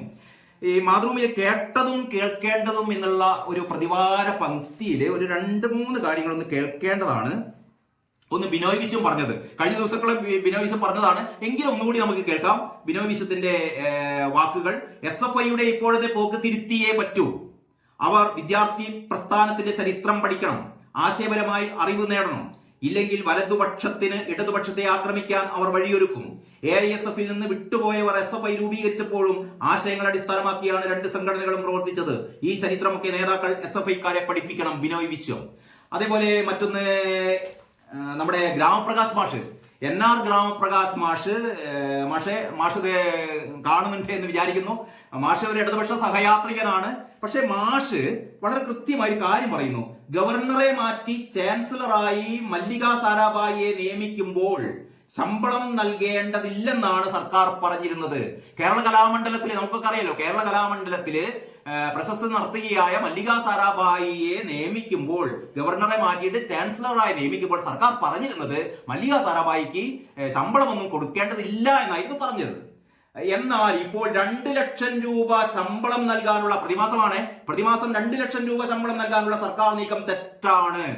ഗ്രാമപ്രകാശ് മാഷ് വളരെ ധീരമായി തുറന്നു പറയുന്നു സർക്കാരിനോട്, നിങ്ങൾ അന്ന് പറഞ്ഞത് തെറ്റാണ്, നിങ്ങൾ അന്ന് കൊടുക്കില്ല എന്ന് പറഞ്ഞു, ശമ്പളം കൊടുക്കില്ല എന്ന് പറഞ്ഞപ്പോഴാ 2 ലക്ഷം രൂപയാണ് കൊടുക്കുന്നത്. 2 ലക്ഷം രൂപ കൊടുക്കുന്നത് തെറ്റ് എന്ന് പറയുന്നത് ഏത് സാഹചര്യത്തിലാണ് നിങ്ങൾ നോക്കണം.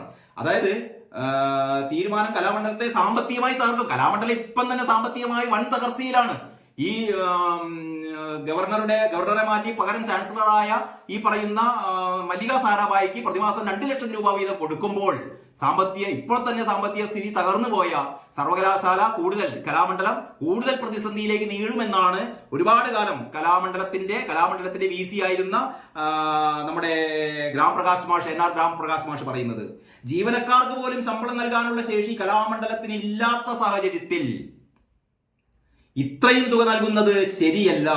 ഭരതനാട്യ കലാകാരി എന്നതിനപ്പുറം ഒരു അധിക യോഗ്യതയും മല്ലിക സാരാഭായിക്കില്ല. ഇങ്ങനെ ഈ ഇടതുപക്ഷ സഹയാത്രികരൊക്കെ ഇങ്ങനെ സത്യങ്ങൾ തുറന്നു പറയാൻ തുടങ്ങിയാൽ നമ്മുടെ പാർട്ടി രക്ഷപ്പെടുമെന്ന് പറയുന്ന ഒരു പ്രതീക്ഷയാണ് ഗ്രാമപ്രകാശ് മാഷ് പറയുന്നത്. കാരണം എന്നോടൊപ്പം പണ്ട് കോളേജിൽ പഠിക്കുന്ന കാലത്ത്, ഫറൂഖ് കോളേജിൽ പഠിക്കുന്ന കാലത്ത് SFI നേതാവായിരുന്ന ഞാൻ വ്യക്തിയുടെ പേര് പറയുന്നില്ല, അദ്ദേഹം ഒരു കോളേജ് അധ്യാപകനൊക്കെ ആയിരുന്നു, കോളേജിൽ നിന്ന് റിട്ടയർ ചെയ്ത് അദ്ദേഹം ഇപ്പോൾ പുകാസയുടെ നേതാവൊക്കെയാണ്. അദ്ദേഹം എന്നോട് പറയുന്ന ഒരു കാര്യമുണ്ട്, കാരണം ഞങ്ങൾക്ക് പലതും തുറന്നു പറയാൻ പറ്റില്ല, പറഞ്ഞിട്ട് കാര്യമില്ല. കാരണം ഈ സംഘടനയുടെ അല്ലെങ്കിൽ പുകാസ പോലുള്ള സംഘടനകളുടെ തലപ്പത്ത് പ്രവർത്തിക്കുന്ന പല വ്യക്തികൾക്കും പല കാര്യങ്ങളും തുറന്നു പറയാൻ പറ്റില്ല. കാരണം ഈ തുറന്നു പറഞ്ഞു കഴിഞ്ഞാലേ അതിവിടെ പറയുന്നുണ്ട്, ആരാ പറയുന്നത് അറിയോ, യെസ്, ജോയ് മാത്യുവിന്റെ ഒരു കാര്യം കൂടി നമുക്ക് കേൾക്കാം. ജോയ് മാത്യുവിന്റെ കഴിഞ്ഞ ദിവസം മാതൃഭൂമിയിലെ ജോയ് മാത്യു എഴുതിയ ഒരു കുറിപ്പുണ്ടായിരുന്നു, അല്ലെങ്കിൽ ജോയ് മാത്യുവിന്റെ ഫേസ്ബുക്ക് കുറിപ്പ്. അതിൽ പറയുന്ന കാര്യം, സഹപാഠിയെ ആൾക്കൂട്ട വിചാരണ നടത്തി കൊലപ്പെടുത്തിയവർ കോളേജ് പ്രിൻസിപ്പലിനെ പോലും വെറുതെ വിടുന്നില്ല. നമ്മുടെ നാട്ടിലെ പാവം കുട്ടികളുടെ മുമ്പിൽ രണ്ട് വഴിയേയുള്ളൂ. ഒന്നുകിൽ നാടുവിട്ട് രക്ഷപ്പെടുക, അല്ലെങ്കിൽ ഈ അക്രമി സംഘത്തിന്റെ അടിമകളാവുക. കോളേജ് വിദ്യാർത്ഥികൾക്ക് രണ്ട് ഓപ്ഷനുള്ളൂ, ഒന്നുകിൽ നാട് വിടുക, അല്ലെങ്കിൽ ഈ അക്രമി സംഘത്തിന്റെ അടിമകളാവുക എന്നാണ് ജോയ് മാത്യു എഴുതിയിരുന്നത്. ആ ജോയ് മാത്യു പറയുന്നത് കൂടി ഇവിടെ ഈ നമ്മുടെ കേട്ടതും കേൾക്കേണ്ടതും എന്നുള്ള പങ്ക്തിയിൽ പറയുന്നു. പിന്നെ PSC അംഗത്തിന് കോട പറഞ്ഞു തുടങ്ങിയ വാർത്തകൾ തീരില്ല. CPM-ൽ പുതിയ വിവാദം, അതാണ് മാതൃഭൂമിയിലെ മറ്റൊരു സ്പെഷ്യൽ സ്റ്റോറി. ബിജു പരവത്ത് തയ്യാറാക്കിയ സ്റ്റോറിയാണ്. അതിൽ പറയുന്നു, PSC അംഗത്വത്തിന് കോട വാങ്ങി എത്രയാണെന്നറിയോ? ഡീൽ ഉറപ്പിച്ചത് 60 ലക്ഷം, കൈപ്പറ്റിയത് 22 ലക്ഷം. 60 ലക്ഷം രൂപക്ക് ഡീൽ ഉറപ്പിച്ചു. അതായത് PSC അംഗമാക്കാം എന്ന് പറഞ്ഞിട്ട് കോഴിക്കോട്ടെ ഒരു സഖാവാണ് പൈസ വാങ്ങിച്ചത്. PSC അംഗമാക്കാമെന്ന വാഗ്ദാനം ചെയ്ത് CPM നേതാവ് കോഴ വാങ്ങിയതായി പാർട്ടിക്കുള്ളിൽ പരാതി. ഏരിയ സെന്റർ കേന്ദ്രീകരിച്ച് പ്രവർത്തിക്കുന്ന കോഴിക്കോട്ടെ യുവജന നേതാവിനെതിരെയാണ് പരാതി. 60 ലക്ഷം രൂപ നൽകാൻ ധാരണയുണ്ടാക്കി എന്നാണ് വിവരം. ഇതിൽ 22 ലക്ഷം രൂപ കൈപ്പറ്റി. ഇനി ഇതിനെപ്പറ്റിയുള്ള വരും ദിവസങ്ങളിൽ ഇതിനെപ്പറ്റിയുള്ള ചർച്ചകൾ കൊടുക്കുമെന്നാണ് എനിക്ക് തോന്നുന്നത്. അപ്പൊ CPM-ൽ നിരന്തരം ഇങ്ങനെ വിവാദങ്ങളാണ്. വിവാദങ്ങൾ മാത്രമല്ല, ഒന്ന് നോക്കിയാട്ടെ, PSC അംഗത്വത്തിന് കോഴ. നേരത്തെ നമ്മൾ INL ഇങ്ങനെ ഒരു വിവാദം ഉണ്ടായിരുന്നു. പിന്നെ മറ്റൊന്ന് ഇതുകൂടി നമുക്ക് വായിച്ചിട്ട് മാതൃഭൂമി അവസാനിപ്പിക്കാം. കോൺഗ്രസ് തുണച്ചു, രാജസ്ഥാനിലെ ജയത്തിൽ CPM. നമുക്കറിയാലോ, ലോക്സഭാ തെരഞ്ഞെടുപ്പിൽ CPM-ന് കിട്ടിയത് ആകെ 4 സീറ്റാണ്. അതില് കേരളത്തിൽ കിട്ടിയ K രാധാകൃഷ്ണന്റെ വിജയം, ഞാൻ നേരത്തെ പറഞ്ഞ പോലെ K രാധാകൃഷ്ണന്റെ വിജയം എന്ന് പറയുന്നത് ആലത്തൂരിലെ കോൺഗ്രസുകാർ സമ്മാനിച്ച വിജയമാണ്. സത്യം പറഞ്ഞാൽ അതാണ്, കോൺഗ്രസുകാരാണ് K രാധാകൃഷ്ണൻ വിജയിച്ചത്. ഇവിടെ CPM തന്നെ പറയാണ്, ആലത്തൂരിലെ കാര്യം അല്ല കേട്ടോ പറഞ്ഞത്. CPM പറയുന്നു, രാജസ്ഥാനിലെ, ഇത് CP ശ്രീഹർഷന്റെ സ്പെഷ്യൽ സ്റ്റോറിയാണ്. രാജസ്ഥാനിലെ സിക്കർ ലോക്സഭാ മണ്ഡലത്തിലെ പാർട്ടിയുടെ വിജയത്തിന് കോൺഗ്രസ് നേതൃത്വവും MLA-മാരും പ്രവർത്തകരും പൂർണ്ണ പിന്തുണയും സഹകരണവും നൽകിയെന്ന് CPM കേന്ദ്ര കമ്മിറ്റി. അപ്പൊ CPM കേന്ദ്ര കമ്മിറ്റിയുടെ വിലയിരുത്തലാണ്, രാജസ്ഥാനിൽ CPM-ന് കിട്ടിയ ഒരു സീറ്റ് എന്തുകൊണ്ട് കിട്ടി? കാരണം കോൺഗ്രസിന്റെ, നേരത്തെ തന്നെ അത് പറഞ്ഞതാണ്, കോൺഗ്രസിന്റെ സിറ്റിംഗ് സീറ്റ് ആയിരുന്നു അത്. കോൺഗ്രസിന്റെ സിറ്റിംഗ് സീറ്റ് CPM-ന് കൊടുത്തതാണ്. അങ്ങനെയാണ് CPM ആ രാജസ്ഥാനിൽ ഒരു സീറ്റ് കിട്ടിയത്. പിന്നെ അറിയാലോ, പിന്നെ 2 സീറ്റ് നമ്മുടെ സ്റ്റാലിന്റെ വക സമ്മാനമായിരുന്നു തമിഴ്നാട്ടില്. അങ്ങനെ ഈ ഔദാര്യത്തിന് കിട്ടിയ 4 സീറ്റിന്റെ ബലത്തിലാണ് CPM ഇപ്പോൾ വലിയ വർത്തമാനങ്ങളൊക്കെ പറയുന്നത്. നടക്കട്ടെ എന്ന് മാത്രം പറഞ്ഞുകൊണ്ട് നമുക്ക് മാതൃഭൂമി അവസാനിപ്പിക്കാം. മാധ്യമത്തിലേക്ക് കടക്കാം. മാധ്യമത്തിന്റെ സ്റ്റോറി, സസ്പെൻസ് പൊളിയും. ഹേമ കമ്മിറ്റി, മാധ്യമം നേരത്തെ തന്നെ ഹേമ കമ്മിറ്റി റിപ്പോർട്ട് പുറത്തുവിടണമെന്ന് പറയുന്ന അഭിപ്രായക്കാരായിരുന്നു. അതിന്റെ ഒരു ത്രില്ല് മാധ്യമം ഈ മെയിൻ സ്റ്റോറിയിൽ കാണിച്ചിട്ടുണ്ട്. സസ്പെൻസ് പൊളിയും, ഹേമ കമ്മിറ്റി റിപ്പോർട്ട് പുറത്തുവിടണമെന്ന ആ വാർത്ത. വിവരത്തിന് പകരം ഉപദേശം വേണ്ട, സാംസ്കാരിക വകുപ്പിനെതിരെ രൂക്ഷ വിമർശനവുമായി കമ്മീഷൻ. പിന്നെ ഇവരുടെ പ്രൊനൗൺസിയേഷനാണ്, മാധ്യമത്തിന്റെ ഈ ഉച്ചാരണമാണ് ശരിയെന്ന് തോന്നുന്നു. Masoud Pezeshkian. മലയാളം അറിയാവുന്നവർക്ക്, മലയാളം പറഞ്ഞ് പരിചയമുള്ളവർക്ക് ഇതൊക്കെ പറയുന്നത് കുറച്ച് ബുദ്ധിമുട്ടായിരിക്കും. ഇറാൻ പ്രസിഡന്റ് മസൂദ് പെസഷ്കിയാൻ എന്ന് മാധ്യമം വാർത്ത കൊടുക്കുന്നു. 2ാം ഘട്ടത്തിൽ 53.7% വോട്ട് നൽകിയാണ് ജയം. നീറ്റ് കൗൺസിലിംഗ് മാറ്റിയ വാർത്തയുണ്ട്. പ്രതികളുടെ വൈദ്യുതി കണക്ഷൻ വിച്ഛേദിച്ചു തുടങ്ങിയ വാർത്തയാണ്. ഏതായാലും ആ പേജിന്റെ മുഴുവൻ നമ്മുടെ സസ്പെൻസ് പൊളിയും എന്ന് പറയുന്ന ഹേമ കമ്മിറ്റി റിപ്പോർട്ടിനെ കുറിച്ചുള്ള വാർത്തയാണ്. പിന്നീട് പ്രധാനപ്പെട്ട വാർത്തകൾ എന്ന് പറയുന്നത്, എടുത്തു പറയാത്തക്ക വാർത്തകളൊന്നും മാധ്യമത്തിന്റെ ഉള്ളിൽ കാണുന്നില്ല. അപ്പൊ ഇതൊക്കെയാണ് ഇന്നത്തെ പ്രധാനപ്പെട്ട ഈ 5 പത്രങ്ങൾ വായിക്കുമ്പോൾ നമുക്ക് മനസ്സിലാവുന്നത്. പതിവ് പോലെ ഇന്നത്തെ ഈ വാർത്താ അവലോകനത്തിലും CPM-നെ ഒരുപാട് വിമർശിച്ചതിൽ പ്രിയപ്പെട്ട സഖാക്കൾ ക്ഷമിക്കണം എന്ന് പറയുന്നു. കാരണം നിങ്ങളെ ഇല്ലാതാക്കാൻ വേണ്ടിയിട്ടോ CPM-നെ തകർക്കാൻ വേണ്ടിയിട്ടോ ഒന്നും അല്ല പറഞ്ഞത്. CPM-നെ രക്ഷപ്പെടുത്താൻ വേണ്ടിയിട്ട് നിങ്ങൾക്ക് പറയാൻ പറ്റാത്ത കാര്യങ്ങൾ പറഞ്ഞു എന്ന് മാത്രമേ ഉള്ളൂ. ഏതായാലും നമുക്ക് ഇനി അടുത്ത ദിവസത്തെ പത്രത്തിന് വേണ്ടി കാത്തിരിക്കാമെന്ന് മാത്രം പറഞ്ഞുകൊണ്ട് എല്ലാവർക്കും നന്ദി, നമസ്കാരം.